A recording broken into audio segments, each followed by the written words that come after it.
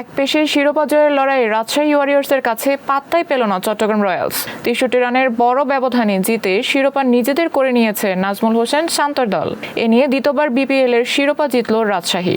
এর আগে বিপিএল এর ২০১৯-২০ মৌসুমে রাজশাহী রয়্যালস নামে চ্যাম্পিয়ন হয়েছিল ফ্র্যাঞ্চাইজিটি। বিপিএল এর ইতিহাসে সর্বোচ্চ ৪বার চ্যাম্পিয়ন হয়েছে কুমিল্লা ভিক্টোরিয়ান্স, ৩বার শিরোপা জিতেছে ঢাকা।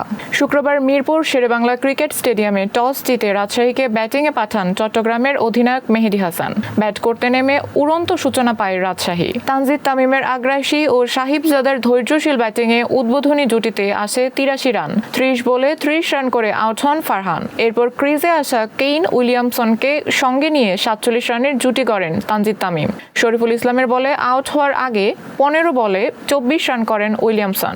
এক প্রান্তে আগ্রাসী ব্যাটিং ৬১ বলে সেঞ্চুরি তুলে নেন তানজিদ তামিম। ৬২ বলে ৬টি ৪ ও ৭টি ছক্কায় ১০০ রান করে আউট হন তিনি। নির্ধারিত ২০ ওভারে ৪ উইকেট হারিয়ে ১৭৪ রান সংগ্রহ করেছে রাজশাহী। নাজমুল হোসেন শান্তর ব্যাট থেকে আসে ১১ রান।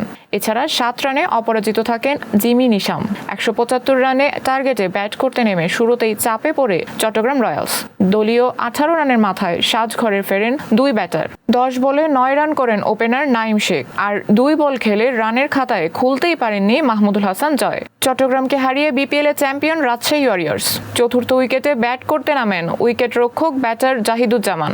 তাকে নিয়ে কিছুক্ষণ লড়াই চালিয়ে যান মির্জা বেগ, কিন্তু দুজনের ধীরগতির ব্যাটিংয়ের কারণে ম্যাচটি চট্টগ্রামের হাতের নাগালের বাইরে চলে যায়। ১৩ বলে ১১ রান করে আউট হন জাহিদুজ্জামান। আর আউট হওয়ার আগে ৩৬ বলে ৩৯ রান করেন মির্জা বেগ। নিয়মিত বিরতিতে উইকেট হারিয়ে ১৭ ওভার ৫ বলে ১১১ রানে অল আউট হয় চট্টগ্রাম। রাজশাহী হয়ে সর্বোচ্চ ৪টি উইকেট নেন বিনুরা ফার্নান্দো। এছাড়া হাসান মুরাদ ৩টি ও জিমি নিশাম নেন ২টি উইকেট।